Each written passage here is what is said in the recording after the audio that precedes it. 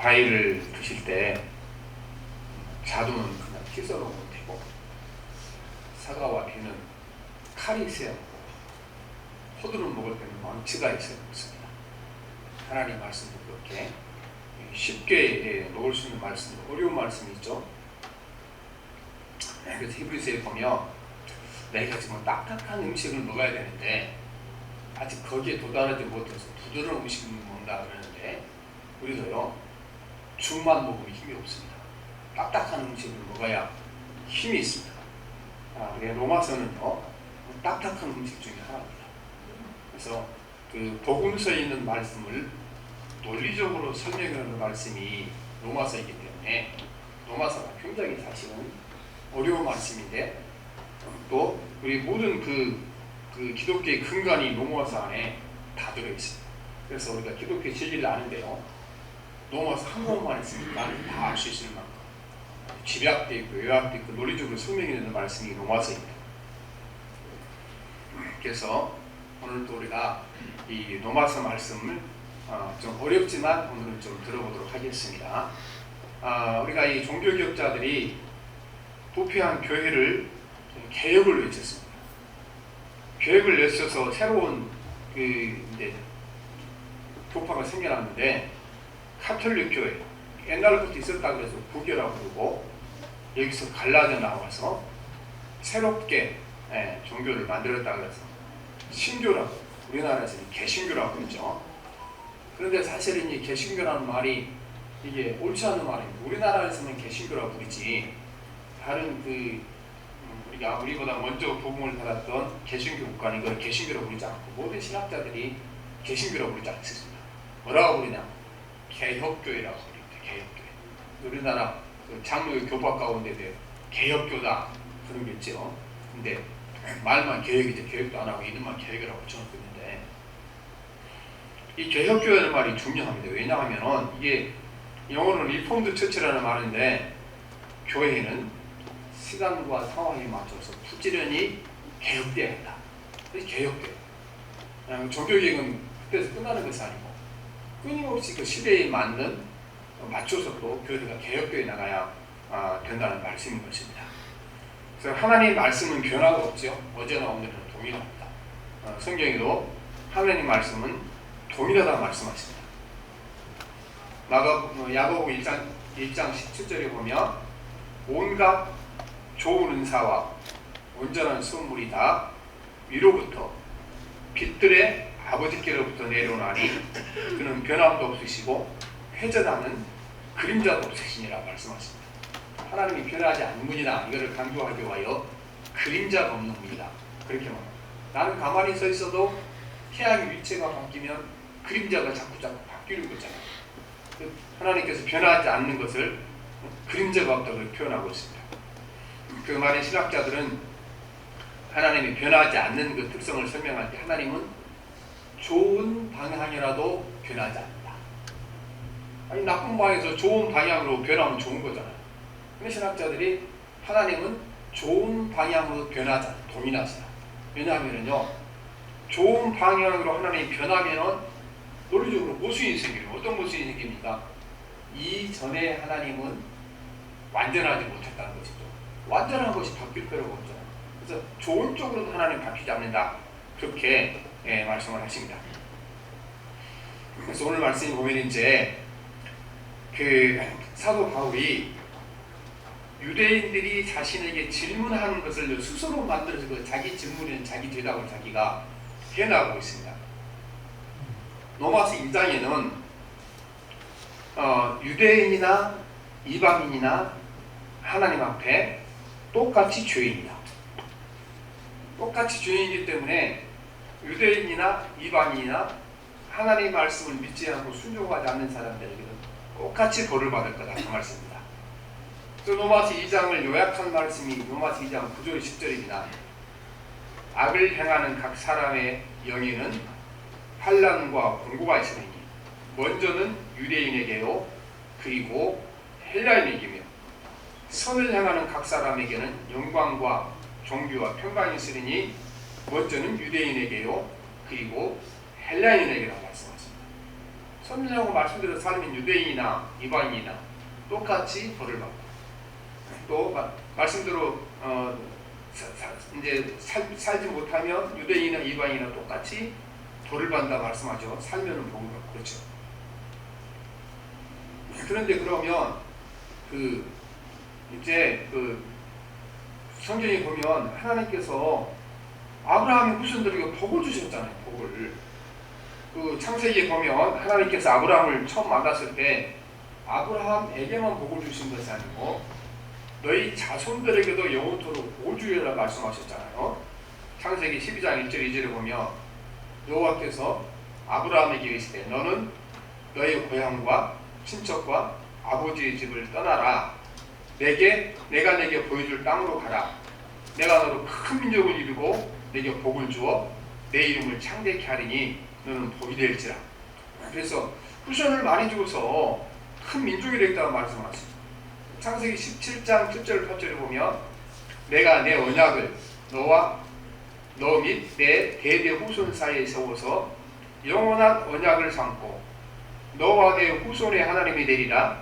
내가 너와 내 후손에게 내가 거류하는 이 땅 곧 가나안 땅을 주어 영원한 기업이 되게 하고 나는 그들이 하나님이 되리라. 그렇죠. 자손 대대로 아브라함의 후손에게 복을 주시리라 이렇게 말씀하셨잖아요. 그런데 그래서 유대인들이 이 말씀을 철석같이 믿었습니다. 우리는 아브라함의 후손이기 때문에 아브라함의 후손이라는 것 때문에 의인으로 인정을 받고 구원받을 거다 그렇게 말씀하십니다. 그러니까 오늘 우리 이제 예수 믿는 사람들은 초신자 훈련만 받은 사람도 이거 알고 있습니다. 당신이 왜 구원을 받습니까? 그러면 예수님이 나를 위하여 십자가에 죽으시고 부활하시고 승천하시고 성령을 보내셨기 때문에 나는 나를 위하여 십자가에 죽으신 예수 그리스도 이분을 믿음으로 말미암아 구원받는 나 이건 다 알고 있죠. 근데 예수님 시대에 유대인들에게 물어본다고요. 유대인들에게 당신이 왜 구원을 받고 천국에 갑니까? 물어보면요. 유대인들은 답은 똑같았습니다. 어떤 답이었습니까? 나는 태어날 때 아브라함의 후손으로 태어났다. 하나님께서 아브라함의 후손들에게 복을 주셔서 구원한다고 말씀하셨으니까 내가 아브라함의 후손인 것 때문에 구원받을 거다. 그렇게 한 겁니다. 지금 사도 바울은 그게 아니라 아브라함의 후손으로 태어나도 그분의 말씀에 순종하자고 믿지 않으면 구원받지 못한다. 이렇게 하잖아요. 그러니까 지금 사도 바울이 이 소식, 이 말씀을 전하는 겁니다. 지금 로마서 2장에서 아브라함의 후손이라도 말씀에 순종하지는 구원받지 못할 것이요 이방인이라도 순종하면 복을 받고 구원받을 거다. 그렇게 말씀하죠. 그러니까 지금 이제 유대인들이 한 가지 질문을 할 수 있다는 거예요. 질문을. 어떤 질문을 할 수 있습니까? 3장 1절 봅시다. 시작. 3장 1절. 그런즉 유대인의 남이 무엇이며 할례의 의혹이 무엇이냐. 아니 그러면 우리가 아브라함이 후손이라기 때문에 구원받지 못하게 되면은 하나님께서 아브라함의 후손들에게 복 주신다고 약속하셨는데 그 복은 어디가 없고 우리가 이방인들과 똑같이 취급을 받느냐. 그렇게 유대인들이 이제 질문을 한다는 거죠. 질문을. 하나님께서 아브라함의 후손들을 복 준다고 말씀하시는데 왜 우리가 그 복을 받지 못하고 이방인들과 똑같이 취급을 받느냐. 이렇게 질문하는 겁니다. 이 질문에 대해서 바울이 답하는 것이 바울은 아브라함의 후손이기 때문에 구원을 받지 못한다. 구원은 받지 못하지만 그 유대인들에게 하나님께서 큰 특권을 주셨다고 말씀하셨어요. 어떤 특권을 주셨냐면은 하나님의 말씀을 주시고 그 말씀을 지키고 보존하는 복을 주셨다고 말씀하죠. 3장 2절 봅시다. 시작. 범사에 많으니 우선 그들이 하나님의 말씀을 받았음이니라. 그렇게 하죠. 유대인들이 아니 우리가 아브라함의 후손이기 때문에 구원받지 못하면 우리가 우리 조상 아브라함에게 하나님께서 복 주신다고 약속하셨는데 그 복이 어디 달아나고 없냐 그렇게 물었죠. 그래서 바울이 뭐라고 대답합니까? 그 복을 이들이 받았다. 어떤 복을 받았습니까? 하나님의 계명, 하나님의 말씀을 받는 복을 받았고 그 말씀을 소유하고 있고 그 말씀을 전달하는 복을 받았다. 그렇게 지금 사도 바울이 대답을 하고 있는 것입니다. 그래서 우리가 그 종교개혁 전에 카톨릭 교회에 그러니까 유대인들과 똑같은 신학을 가졌습니다. 왜냐하면 종교개혁 전에는 어떻게 하면 구원을 받는가? 지상에 있는 교회에 나가서 세례를 받고 교족부에 이름을 올리며 그 순간 하늘나라에 있는 생명책에도 그 이름이 기록된다. 그렇게 이제 가르친데, 오늘 우리가 말씀에 보면 로마서 2장 말씀에 보면 성경적으로 잘못된 말씀인 것입니다. 이것은 이제 아브라함의 후손이기 때문에 구원을 받는다는 유대인의 생각과 내가 교회에 나가서 교인이 됐기 때문에 구원받는다, 이거는 똑같은 생각이죠. 똑같이 잘못된 생각입니다. 그러나 우리가 교회를 다니는 것으로 구원받지 못하지만요, 교회를 다니는 것 자체가, 하나님의 교회에 나올 수 있는 것 자체가 우리도 유대인처럼 똑같이 큰 특권을 받는 줄 믿습니다. 무슨 특권입니까? 하나님의 말씀을 들을 수 있는 복을 받는 것입니다. 모든 구원은 하나님의 말씀 믿는 데서 오는 건데, 우리가 주님 앞에 나오지 않고 교회에 나오지 않게 되면 어디서 말씀을 듣겠습니까? 그래서 유대인들에게 범사에 많은 우선 그들이 하나님의 말씀을 맡았음이라 말씀합니다. 많지만 그 중에 가장 큰 복이 하나님의 말씀을 맡은 건데, 오늘 우리가 교회에 나와서 신앙생활할 때 교회에 나온 것은 무슨 복인가? 하나님의 말씀을 들을 수 있는 것이 가장 큰 복인 줄 믿습니다. 그러나 그 복을 우리가 복이 되게 하면 어떻습니까? 큰 복이 되려면 그 말씀에 따라 순종하고 살아갈 때 그 복이 진짜 큰 복이 되리라, 이렇게 우리에게 말씀을 하고 있습니다. 그래서 교회에 나온 가장 큰 특권은 주의 말씀을 듣는 것입니다. 그 말씀이 귀에 들리는 것이 가장 큰 특권이라는 것입니다. 우리가 말씀은 요즘은 이제 우리가 복음이라고 그러잖아요. 복음이 무엇입니까? 복음은 예수 그리스도 자체가 복음입니다. 하나님이신 예수님 이 땅에 오시고 우리 죄를 십자가에 죽으시고 부활하시고 우리에게 영생의 길을 열어주신 예수님 자체가 우리에게 복음이 되는 것입니다.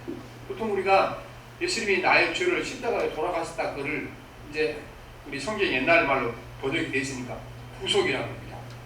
구원이라고 하죠. 근데 사실은 예수님이 우리를 십자가에 죽으셨다, 거기에는 사실은요, 이 성경을 기록할 당시에 세 가지 의미가 있습니다. 세 가지. 첫째는 무슨 의미가 있습니까? 우리가 예수님께서 십자가에서 나를 구원해 주셨다 그러면요, 첫째는 빚을 갚아줬다는 것입니다. 빚을. 예수님께서 우리가 예수님 비유에 나온 말씀대로 2만 달란트는요, 예루살렘 성전을 지은 것이 10배나 되는 큰 돈이죠. 빚을 졌는데 예수님 십자가에 죽으심으로 말미암아 그 죽음으로 우리의 빚을 갚아줬다, 그 말씀입니다. 두 번째, 우리가 구원받았다, 그래서 그 말씀은요, 두 번째는 우리의 형벌을 주님이 대신 받으셨다, 그 말씀입니다. 모든 사람이 죄를 지키는 형벌을 받아야 되잖아요. 그래서 성경에 보면 죄가 크나 작으나 하나님 앞에서는 형벌이 똑같습니다. 형량이 똑같아요. 어떤 형량을 받습니까? 모두 다 죽음에 이르는, 사망에 이르는 벌을 받죠. 누구나 다. 그래서 어떤 분은 이렇게 설명했어요. 모래알이나 바위덩이나 물에 던지면 빠지는 거 똑같이, 우리가 아무리 작은 죄를 져도 그 죄의 값은 사망이라 말씀하시는데, 그 죄의 형벌을 우리 대신 주님이 받으신 십자가에 죽으신 것입니다. 십자가에. 그리고 우리가 구원받았다 그러면 세 번째는 무슨 의미냐 그러면요, 우리를 노예에서 해방시켰다는 말씀입니다. 노예. 옛날 고대사에서는 노예제도였잖아요. 우리도 뭐 노예제도가 있었잖아요. 조선시대까지. 근데 정말요, 나쁜 주인을 만나면 그 노예의 삶이 비참했습니다. 병들면 치료해주지 않습니다. 그리고 내다 버립니다. 인간시킵니다. 그래서 그 착한 주인들이요, 마음씨 착한 사람들이 이런 사람이 있었어요. 너무나 이집 사람이 약하고 못된 짓을 하고 그러니까 그 종이 불쌍하잖아요. 근데 그 종을 착한 사람이 자기 종으로 데려오는 게 한 가지밖에 없습니다. 돈을 주고 사야, 그 사람에게 사야, 돈을 주고 값을 치르고 사야 그 악한 주인에서 자기를 건져내는 거잖아요. 그래서 악한 주인이 사단에게로부터 우리를 건져내기와 예수님께서 우리를 피로 값주고 우리를 사오셨다. 그게 우리가 하나님께 구속받았다, 그 말씀인 것입니다. 그러니까 여러분, 우리가 그게 하나님 큰 은혜죠. 요새 그 위자하고 올라가니까 빚대변형하고 어떡해요. 저 기업들도 넘어가고 또 집 짓다가 모든 건축업자 망하잖아요. 우리 저 교회 앞에 좀 나가다 보면 거기도 지금 보니까 한 3달째 지금 그 건축업자 멈춰 있어요. 다들 지금 저 돈이 안 따라가서 지금 멈춰 있는 거예요. 우리 중년교도 보니까 빌 하나 짓다가 석 달째도 멈춰 있어요. 거기도. 그렇죠? 빚이 무서운 거잖아요. 그래서 우리를 빚으로부터 건져주셨기 때문에 감사한 거고, 그 다음에 우리가 받을 형벌을 누가 받으셨어요? 예수님이 받으심으로 우리가 형벌을 면제를 받았고, 그 다음에 우리가 노예로 팔렸는데요. 노예로 팔린 우리를 예수님이 값을 주고 사실 우리를 자유케 하신 분이 예수님이다. 그렇죠? 이게 어디서 왔습니까? 이게 바로 우리가 하나님의 말씀을 통하여 이 진리를 배우게 된 것입니다. 하나님의 말씀을 통하여. 그래서 우리가 예수 그리스도의 복음을 알게 된 것이 가장 큰 우리에게 특권이고 복인 줄 믿습니다. 그러나 우리가 이 복음을 아는 데서 그치지 아니하고 이 복음을 믿고 말씀에 순종해 나갈 때 그때 우리가 구원을 받는다 말씀하고 있는 것입니다. 그러니까 우리가 아무튼 예배당에 나온 자체가 큰 복인 줄 믿습니다. 말씀을 듣고 복음을 들을 수 있는 기회가 우리에게 주어지기 때문에 큰 복이라 그 말씀인 것입니다. 그래서 저는 말씀드렸지만은요, 보면 이제 우리 교회 장로님들랑 오래 신앙생활 하신 분들 새로 목사가 부임해 오면은 막 30대도 있고 그러잖아요. 30대도 있고. 그런데 아니 그분들이 30년, 50년 평생 설교를 들었는데요. 딱 설교 이제 본문 표현 다 알고 있어요. 제가 무슨 말 할까 다 알고 있어요.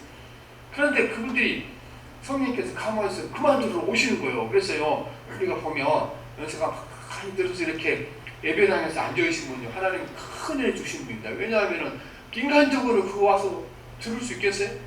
성령이 우리 마음 가운데 역사하시니까 그게 또 이 목사가 부족하지만 전해진 말씀은 복음이 있다고 생각하니까 들어지는 거잖아요.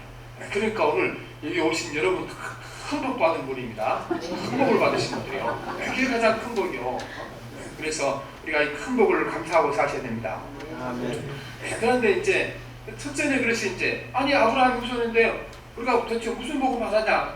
사도가 얘기하기를, 그러니까 아니 이방인이나 유대인이나 똑같다고 하면 우리가 무슨 복을 받았냐? 무슨 복을 받았습니까? 유대인들은 말씀을 받았다. 그 복을 받았다.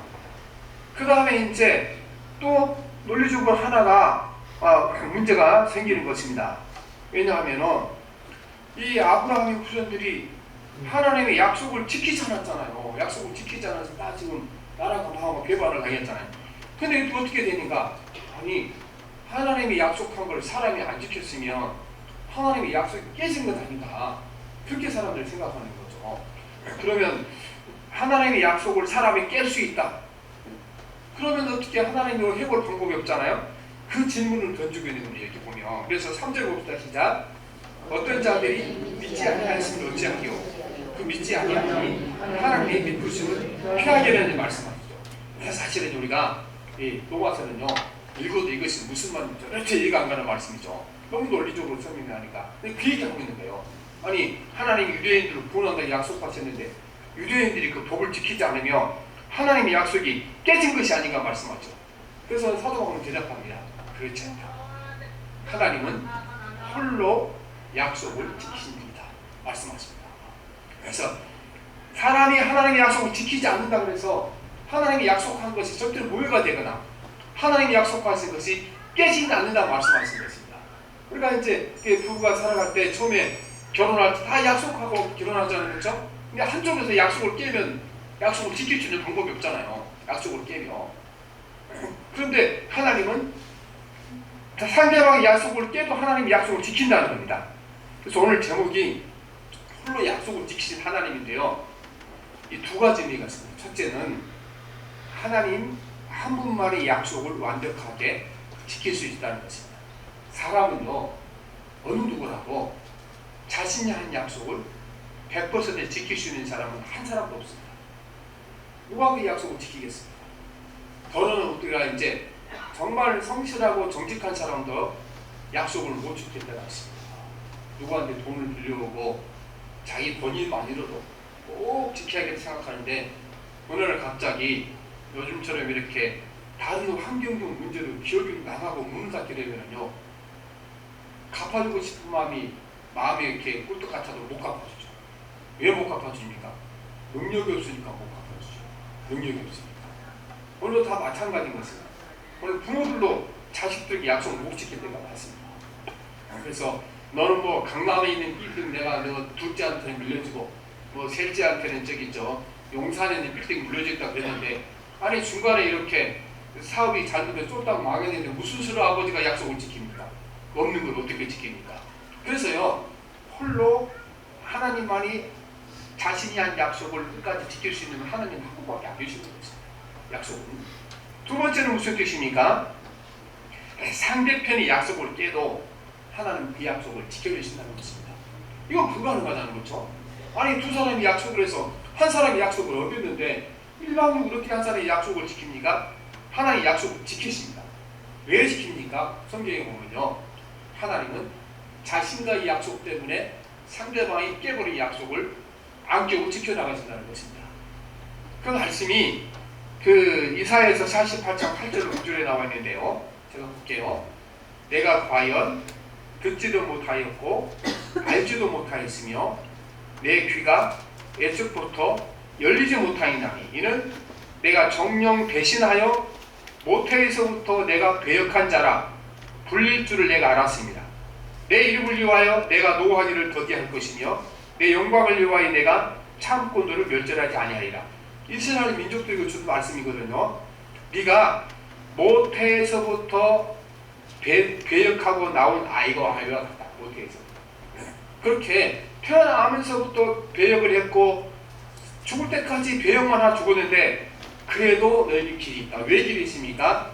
하나님이 뭐라고 말씀하십니까? 내 이름을 위하여. 하나님 자신의 이름을 위하여 상대방의 약속을 깨도 하나님의 약속을 지킨다는 겁니다. 두 번째는 내 영광을 위하여. 상대방의 약속을 깨도 하나님 자신의 영광을 위하여 약속을 지키신다는 것입니다. 그래서 이제 성경에도 그런 얘기 자주 나오죠. 하나님께서 모세에게 이 백성을 멸망시켰더니 하나님이 그렇게 말씀합니다. 하나님, 나는 이해가 가요. 하나님 이스라엘 백성을 멸망시키는 것이 이 정도로 타락하고 하나님께 반역했으면 당연히 멸망시키지 않죠. 그런데 하나님 어쩌면 좋습니까? 이방인들은요 그 이해하지 못할 거예요. 그래서 우리가 망하면 그들이 뭐라고 말하자 그러면은 저들이 하나님 힘이 없다, 저들이 하나님 능력이 없다, 그렇게 말하는 거 아닙니까? 그렇게 모세가 하나님 기도하는 모습이 나와 있죠. 하나님께서는 이걸 아셨죠. 모세는 내 이름을 위하여 내 영광을 위하여 상대방이 일방적으로 약속을 지키지 않아도 그분은 약속을 지키신 하나님이다. 이걸 알게 된 것입니다. 여러분, 우리가 하나님이 신실하시기 때문에 상대편의 사람 행위와 상관없이 그분의 약속이 지켜준 줄 믿습니다. 아브라함의 육신의 후손들이 약속을 지키지 않았습니다. 하나님께서 어떤 방식으로 그러면 아브라함에게 내 후손들이 영원토록 복을 받게 될 것이며 영원토록 그 자손들이 끊이지 않고 지켜주기 약속을 지키셨습니까? 하나님이요 깨진 약속을 지키시기 위해 누구를 이 땅에 보냈습니까? 유대인들이 지키지 못한 약속을 회복시키기 위하여 이 땅에 그의 아들 예수 그리스도를 보내주신 것입니다. 그래서 이제는 우리가 율법을 지켜서 구원받은 것이 아니고 우리 대신 율법을 지키시고 우리의 빚을 대신 갚아주시고 우리 받을 형벌을 대신 받으시고 우리를 노예에서 해방되어 자유케 하신 예수 그리스도를 믿는 자에게 구원을 주시는 역사가 일어나는 줄 믿습니다. 그래서 깨진 약속이 누구를 통해 지켜졌습니까? 깨진 약속이 예수 그리스도를 통해 다시 약속이 회복되는 줄 믿습니다. 그래서요, 이제 우리가 신약 성경에 보게 되면은 우리는 이제부터 이방인도 예수를 믿고 하나님의 자녀가 된 사람들은 영적으로 아브라함 후손이다. 그렇게 말합니다.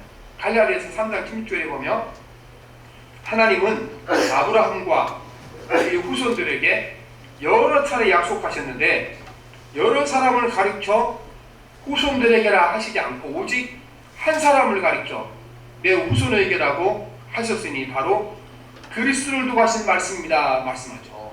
그래서 이제 여기 사도 바울이 설명하기를 아브라함 후손이라는 것이 아브라함의 후손으로 오실 예수 그리스도 이분을 일컬어 하신 말씀이지 아브라함의 육체적으로 아브라함 후손을 태어난 사람이 아브라함 후손이 아니다. 아브라함의 정신과 아브라함의 믿음과 아브라함의 신앙을 가진 사람을 일컬어 아브라함의 후손이라 그러는데 그 후손이 누구를 통해 생겨나는가?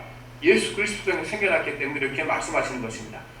그러므로 그리스도를 말미암아 이방인들이 예수님을 믿게 되면은 아브라함의 후손들이 누릴 복을 누리게 되리라 말씀하십니다. 에베소 3장 6절에 보면 이방인들이 복음으로 말미암아 그리스도 예수 안에서 함께 상속자가 되고 함께 지체가 되고 함께 약속에 참여한 자가 됨이라 이렇게 말씀하고 계신 것입니다.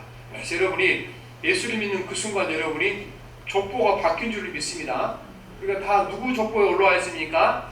영적으로는 아브라함의 후손인 줄 믿습니다. 아브라함 후손인 줄 믿습니다. 그래서 우리는 아브라함의 후손, 예수를 믿고 아브라함의 후손이 된 줄 믿습니다. 여러분이 갈라디아서 3장 29절에 보면요, 여러분이 만일 그리스도에게 속한 사람이며 여러분은 아브라함의 후손이며 하나님이 약속한 것을 받으실 상속자들입니다 말씀하고 있습니다. 그래서 요즘은 이제 그 젊은 세대들이 자족하는 마음으로 사람은 태어날 때 할아버지를 닮아야 된다 그렇게 얘기했죠. 왜냐하면 요즘 지금 30, 40대 별로 돌리는 사람 많잖아요. 그러니까 그 할아버지를 잘 만나야 이제 부자가 이렇게 말하는데, 여러분들이가 예수를 만나서 조상을 잘 만나주는 믿습니다. 아브라함의 후손으로 태어나는 가장 큰 축복이 복입니다. 그러다 이제 다시 유대인들이 또 이제 따질 만한 그 질문을 내놓습니다. 그러면 유대인들이 아니 우리가 불순종해서 이방인들이 예수님을 믿고 아브라함의 자손이 되었으면 우리가 착한 일 한 거네. 우리가 착한 일 했는데 왜 하나님께서 유대인들에게 벌을 주시냐? 이렇게 이 사람들이 말하는 겁니다. 우리가 보면 5절 7절 한번 봅시다. 시작. 5절 7절. 그러나 우리 불의가 하나님의 의를 드러나게 하며 무슨 말하리요? 그러니까 사람이 말하는 대로 말하노니 진노를 내리시면 하나님이 불의하시냐? 결코 그것이 아니라 만일 불의하면 하나님께서 세상을 심판하시리요. 그러나 나의 거짓말로 하나님이 참되심이도 풍성하여 그 영광이 되었다면 어찌 내가 죄인처럼 심판을 받으리요? 그랬죠. 유대인들이 그렇게 말하는 거예요. 우리가 예수님 십자가에 매달아 죽였으니까 그 덕분에 다 구원받고 이방인들이 예수 믿는 건 아니냐. 그렇게 이제 이 사람들이 얘기를 할까 하고 사도 바울이 예상하고 질문을 만들어서 그 질문에 대한 대답을 주고 있는 것입니다. 그런데 결코 그렇지 않아요.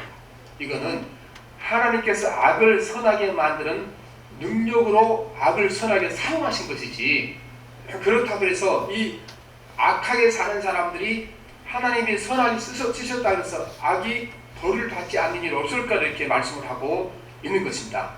그래서 우리는 오늘 말씀에 중요한 것은요, 모든 의로운 것은 어디서 오는 건가?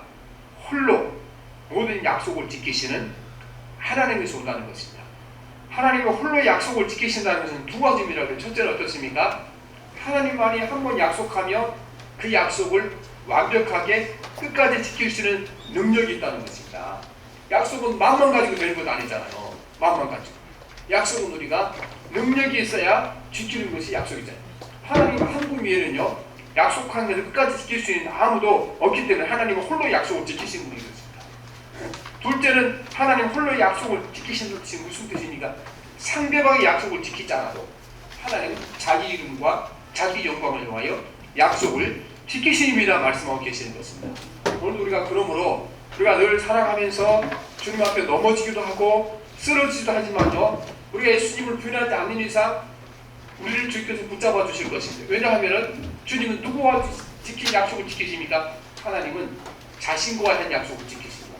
자기 이름을 위하여 자기 영광을 위하여 약속을 지키신 하나님이기 때문에 우리가 예수 믿고 때로 넘어지기도 하고 쓰러지기도 하고 그렇습니다. 그러나 우리가 다시 일어나서 그분을 붙잡을 때 내 능력이 아니고 홀로 약속을 지키신 하나님의 신실한 우리를 다시 구원하시고 하나님 외에 복받는 자녀로 우리를 이렇게 세우실 줄 믿습니다.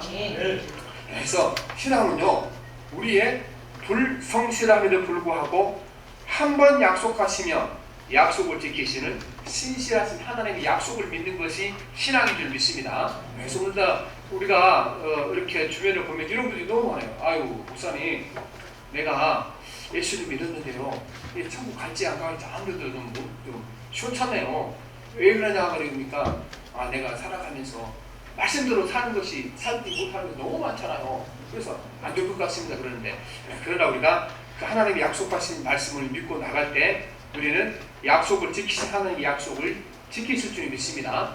그리고 우리가 그렇게 약속을 못 지킬 줄 알고 하나님께서 무슨 조치를 취해 놓으셨습니까? 우리가 지금 모든 죄에 대하여 예수님 십자가에 돌아가 죽으심으로 말미암아 세 가지를 하셨다 그랬죠. 어떻게 했습니까? 갚을 수 없는 빚을 갚아주셨죠. 그렇죠? 두 번째는 우리가 내가 받아야 할 형벌을 주님이 대신 받으신 것입니다.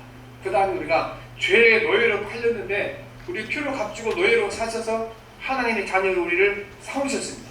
그러므로 신실하신 하나님의 약속을 지키셔서 이 땅에 살아가는 속에 예수를 믿긴 믿지만 늘 부족하고 약하지만 우리를 붙드시고 붙잡으셔서 주님 나라 가는 그때까지 우리 영혼을 지켜주시고 보호할 줄 믿습니다. 그렇게 기도하겠습니다.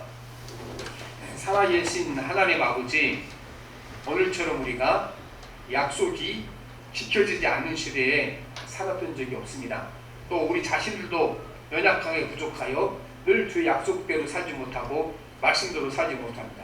그러나 하나님 아버지, 믿는 자에게 구원을 주시고 아브라함의 후손에게 복을 주는 약속 같은 이 하나님의 약속을 하나님 홀로 지키시고 우리의 주를 믿습니다. 이 약속을 지키시고 우리 주님께서 우리 주님이 십자가에 그를 흘리게 하심으로 이 땅에 우리의 갚지 못한 빚을 갚아주시고 우리 형벌을 대신 받게 하시고 우리를 노예에서 해방시켜서 자유케 하셨사오니 하나님의 신실한 안에서 구원받을 줄 믿습니다. 오늘도 우리가 넘어지고 쓰러지고 때로는 하나님을 좌절할 때도 있지만 신실하신 하나님께서 그 약속 붙잡고 살아갈 때 우리를 지키시고 도와주시고 우리 신앙이 하나님 아버지 하나님 신실하신 약속을 붙잡고 신뢰하고 사는 것을 깨닫게 도와주옵소서. 예수님 이름으로 기도합니다. 아멘.